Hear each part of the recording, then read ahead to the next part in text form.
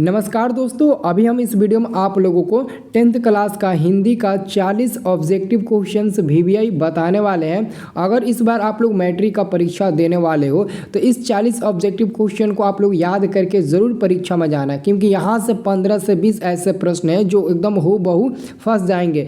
तो आप लोग इसे अच्छे से ज़रूर आप लोग याद कर लेना। अगर नहीं याद करोगे तो अपने पैर पर खुद कुल्हाड़ी मारने का काम करोगे। ठीक है, तो चलिए हम स्टार्ट करते हैं और 40 ऑब्जेक्टिव क्वेश्चन बता देते हैं। ठीक है, तो बाबू आपका पहला नंबर क्वेश्चन है, आधुनिक सभ्य समाज श्रम विभाजन को किस लिए आवश्यक मानता है। ये आपका पहला चैप्टर का ऑब्जेक्टिव क्वेश्चन है, श्रम विभाजन और जाति प्रथा का। तो इसका आंसर मिलेगा ऑप्शन नंबर ए, कार्य कुशलता के लिए आवश्यक मानता है। ठीक है, दूसरा नंबर क्वेश्चन है, श्रम विभाजन और जाति प्रथा निबंध किसके द्वारा लिखा गया है। तो बाबा साहब भीमराव अम्बेडकर के द्वारा लिखा गया है, जिनका जन्म 14 अप्रैल 1891 ईस्वी में महू मध्य प्रदेश में हुआ था। अगला क्वेश्चन है आपका 3 नंबर कि 20 के दांत कहानी में मोटर कार किसकी थी। मोटर कार 7,500 की थी, पता है ना, और वो किसकी थी, तो सेन साहब की थी। मोटर कार सेन साहब की थी। 20 के दांत कहानी पाठ में सेन साहब की मोटर कार थी। ठीक है ना, इसे याद रखना। अगला क्वेश्चन आपका है, सेन साहब की कितनी लड़कियां थी। दोस्तों सेन साहब की 5 लड़कियां थी, और 5 लड़कियों का नाम जिसको भी याद है जल्दी से कमेंट करिए मेरे प्यारे लाडलो। ठीक है ना, और आपका अगला क्वेश्चन है 5 number, the caste in India किनके द्वारा लिखा गया है। द कास्ट इन इंडिया किनके द्वारा लिखा गया है, तो इन्हीं महान व्यक्ति द्वारा लिखा गया है जिनका नाम है बाबा साहब भीमराव अम्बेडकर। तो इसका आंसर मिल जाएगा आपका बी नंबर। ठीक है, अगला क्वेश्चन है, विश्व विख्यात विद्वान मैक्स मुलर का जन्म कहाँ हुआ था। तो इनका जन्म जर्मनी में हुआ था। जर्मनी में मैक्स मुलर का जन्म हुआ था। और भारत से हम क्या सीखे, जो पाठ है ना उसी के ये लेखक है। ठीक है, अब देखिए अगला क्वेश्चन 7 नंबर। ये 7 नंबर आपका क्वेश्चन है, मैक्स मुलर ने सर्वविध संपदा और प्राकृतिक सौंदर्य से परिपूर्ण किस देश को कहा है। तो अपना भारत देश, अपना भारत देश। ठीक है ना, याद रखना, अपना भारत देश को कहा है। ठीक है ना, किसने कहा, मैक्स मुलर। और मैक्स मुलर जबकि जर्मनी के रहने वाले थे। अगला क्वेश्चन है, अनामदास का पोथा।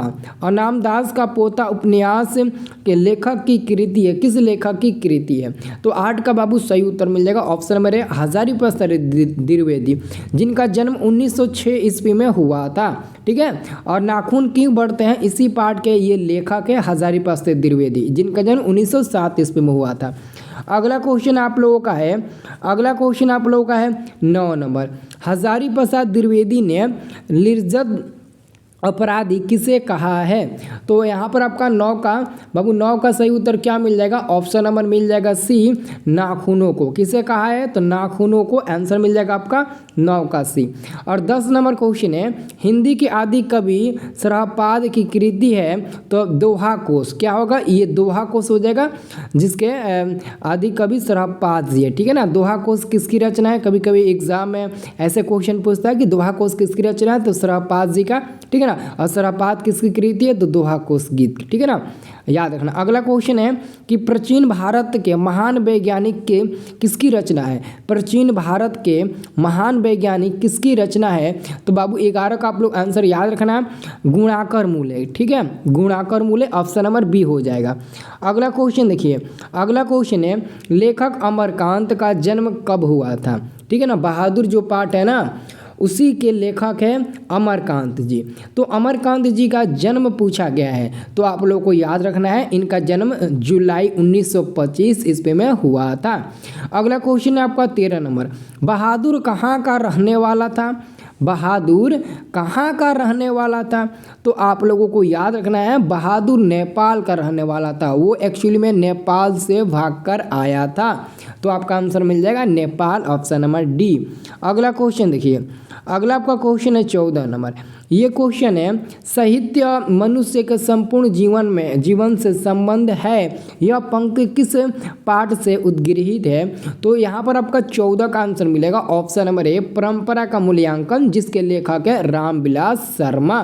ठीक है, अगला क्वेश्चन है आपका 15 नंबर, साहित्य की परंपरा का पूर्ण ज्ञान किस व्यवस्था में संभव है? तो आपका 15 का आंसर मिलेगा ऑप्शन नंबर सी, समाजवादी व्यवस्था में। ऑप्शन नंबर सी हो जाएगा समाजवादी व्यवस्था में। अगला क्वेश्चन देखिए, अगला क्वेश्चन है जीत जीत में निरखत हूँ पाठ के लेखक कौन है? तो पंडित बिरजू महाराज, जिनका जन्म यूपी यानी कि उत्तर प्रदेश के लखनऊ में, उत्तर प्रदेश के लखनऊ में 1938 ईस्वी में हुआ था। इसे याद रखना, ठीक है। अगला क्वेश्चन है बिरजू महाराज किस घराने से हैं? तो देखो लखनऊ दिया होगा, देखो बाबू यहाँ पर डी नंबर में दिया ना लखनऊ, तो आपका लखनऊ आंसर हो जाएगा डी नंबर वाला, ठीक है। अब देखिए अगला क्वेश्चन आपका है 18 नंबर। ये प्रश्न है कि लास्ट शत्रुज कहाँ है?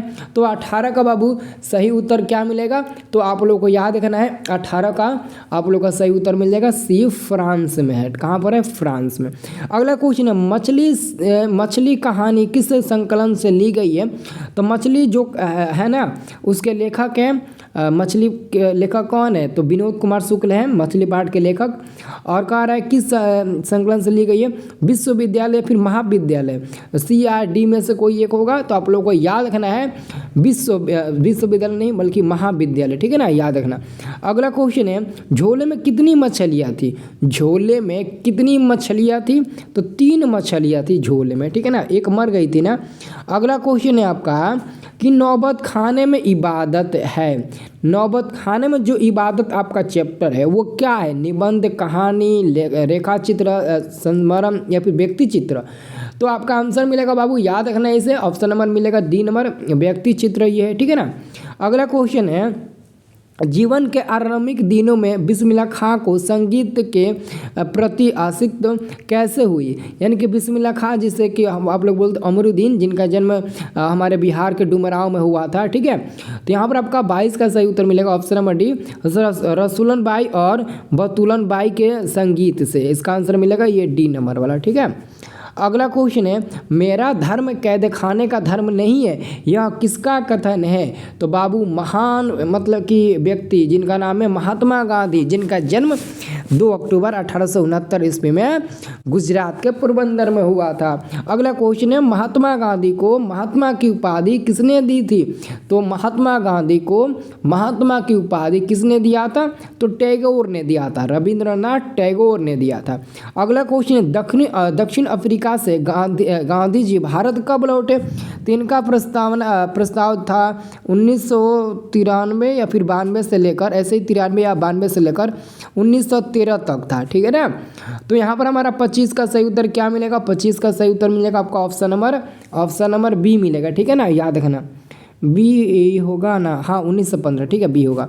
अब देखिए अगला क्वेश्चन है गायक का संधि विच्छेद बताना है। गायक का आपको गे प्लस अक हो जाएगा, क्या हो जाएगा बाबू? गे प्लस अक हो जाएगा, ऑप्शन नंबर आपका। जैसे कि नयन का आप लोग अगर करिएगा तो इसका भी ने प्लस नयन का करिएगा, नयन बराबर तो ने प्लस अन हो जाएगा, मतलब कि नयन हो जाएगा, ने प्लस अन मतलब कि नयन, वैसे ही गायक का गे प्लस अक हो जाएगा, ठीक है। अब देखिए अगला क्वेश्चन साक्षर का संधि विच्छेद क्या होगा? देखो साक्षर, तो साक्षर का अगर संधि विच्छेद आप करते हो, हाँ ऑप्शन नंबर ए हो जाएगा सा, ठीक है, स है ना, और अक्षर, ठीक है, आपका आंसर मिल जाएगा ऑप्शन नंबर ए मिल जाएगा, ठीक है ना, ऑप्शन नंबर ए मिल जाएगा। एक मिनट साक्षर देखिए, तो इसका आंसर ए नहीं होना चाहिए, 27 का आंसर बी नंबर होना चाहिए, ठीक है ना, क्योंकि यहाँ पर आपका सा है ना, सा यानी कि आ प्लस अ बना है ना, तो इस आ ही बनेगा। नहीं सही है छोटू, सही है, ठीक है ना, नहीं होगा, इसमें आ है, सा आ, ठीक है ना, नहीं सही है, ठीक है, सही है। अब देखिए अगला क्वेश्चन है अनुज शब्द में उपसर्ग है, तो अगर आप अनुज को 2 भागों में तोड़ते हो तो अनु प्लस ज बनेगा, तो अनु आपका उपसर्ग होगा, ज आपका प्रत्यय होगा, तो अनु ये डी नंबर वाला हो जाएगा आपका उपसर्ग, ठीक है ना। अगला क्वेश्चन आपका 29 नंबर है कि आपको बताना है कि प का उच्चारण स्थान क्या है? तो ओष्ठ हो जाएगा प, यानी कि आप ओठ से बोलने की कोशिश करते हैं। अभी बोलिए तो प प बोलिएगा तो आप लगेगा कि हम अपने ओठों से बोल रहे हैं, ठीक है ना, जो हमारी प्यारी सी ओठे हैं उससे हम लोग बोल रहे हैं, आप प को बोलिएगा तो। अगला क्वेश्चन आपका 30 नंबर है कि संज्ञा के भेद नहीं है। बाबू संज्ञा 5 प्रकार के होते हैं, जिसमें से जातिवाचक उपलब्ध है, समूहवाचक भी उपलब्ध है, व्यक्तिवाचक भी उपलब्ध है, लेकिन ये संबंधवाचक जो है ना ये संज्ञा नहीं होता है। तो यही आपका उत्तर हो जाएगा। अगला क्वेश्चन है बुढ़ापा शब्द कौन सा संज्ञा है। देखो बुढ़ापा जो शब्द है ना उसमें भाव आता है, तो ये हमारा भाववाचक संज्ञा होगा। 31 का डी नंबर मिलेगा भाववाचक संज्ञा, इसे आप लोगों को याद रखना है, ठीक है। और अगला क्वेश्चन है आपका 32 नंबर, मई शब्द कौन सा संज्ञा। देखो मई खास नाम है और मई को आप चेंज भी नहीं कर सकते हो, मई महीना को तो चेंज नहीं कर सकते हो, और ये खास एक नाम आ गया तो हमारा क्या हो गया, व्यक्तिवाचक हो गया। ऑप्शन नंबर बी हो जाएगा। व्यक्तिवाचक संज्ञा कहता है किसी खास व्यक्ति का नाम हो या फिर खास जगह का नाम हो या फिर खास चीज़ का नाम हो। अगला क्वेश्चन अपराध शब्द का लिंग बताइए। अपराध जो है ना वो क्या है, लिंग या फिर पुल्लिंग है, तो पुल्लिंग है, अपराध आपका पुल्लिंग ना होगा। अगला क्वेश्चन आपका 34 नंबर, श्याम का स्त्रीलिंग क्या होगा, श्यामा हो जाएगा। श्याम का स्त्रीलिंग श्यामा ना होगा, श्याम का स्त्रीलिंग क्या होगा, श्यामा होगा। हाँ श्यामी नहीं होगा, श्यामा होगा। अगला क्वेश्चन देखिए, निम्नलिखित में सर्वनाम है, सर्वनाम कौन सा है। तो 35 नंबर है ना, एक मिनट छोटू, अभी मैंने आपको ये कौन सा क्वेश्चन बताया था, 34 नंबर बताया था ना। हाँ ठीक है 34 नंबर, ठीक है 35 नंबर ना, तो आपका 35 का उत्तर क्या मिलेगा, वह आपका सर्वनाम हो जाएगा, ऑप्शन नंबर ए मिल जाएगा, ठीक है ना। और आपका 36 नंबर क्वेश्चन है, सर्वनाम के कितने भेद होते हैं। देखो विशेषण के तो 4 होते हैं लेकिन सर्वनाम के 6 होते हैं। यहाँ पर आप लोग को टिक लगाना है 6 पर, ठीक है ना, क्योंकि 6 होते हैं। अगला क्वेश्चन आपका है 37 नंबर। 37 नंबर क्वेश्चन है, यह कलम किसकी है, किस विशेषण का उदाहरण है, किस विशेषण का उदाहरण है। ध्यान से समझना, विशेषण 4 प्रकार के होते हैं और चारों का नाम दिया है, लेकिन आपको ये बताना है कि ये कौन सा विशेषण का उदाहरण है, यह कलम किसकी है। तो बाबू याद रखना 27 का सही उत्तर मिलेगा, ऑप्शन नंबर ए गुणवाचक है। क्योंकि दोस्तों यह कलम किसकी है, कोई इंसान को कलम मिला है और वो पूछ रहा है कि यह कलम किसकी है, मतलब कि उस इंसान में कुछ ना कुछ गुण है जिसके कारण वो पूछ रहा है कि यह कलम मेरे को मिली है, यह किसकी कलम है, ठीक है ना, तो वो गुणवाचक हो जाएगा। यहाँ पर गुण का बोध हो रहा है। 38 नंबर क्वेश्चन है, सब धन किस विशेषण का उदाहरण है। तो 38 का उत्तर मिलेगा ए नंबर परिणामवाचक। सब धन यानी कि धन मतलब कि परिणामवाचक होगा। अगला क्वेश्चन आपका 40 नंबर है, रात को पहरा देने वाला आज घर चला गया, किस पदबंध का उदाहरण है। तो 39 का सही उत्तर मिलेगा आपका, ऑप्शन नंबर ए मिल जाएगा। क्या मिल जाएगा, ऑप्शन नंबर ए मिल जाएगा, संज्ञा का। और आपका लास्ट क्वेश्चन है, यह क्या है, तो अंतस्थ व्यंजन है, ठीक है ना, आंसर मिल जाएगा बी नंबर, ठीक है, इसे याद रखना। तो 40 क्वेश्चन में आज हमको लगता है कि आप लोगों ने 25 सही ज़रूर किया होगा, तो कमेंट करके बताइए, ठीक है।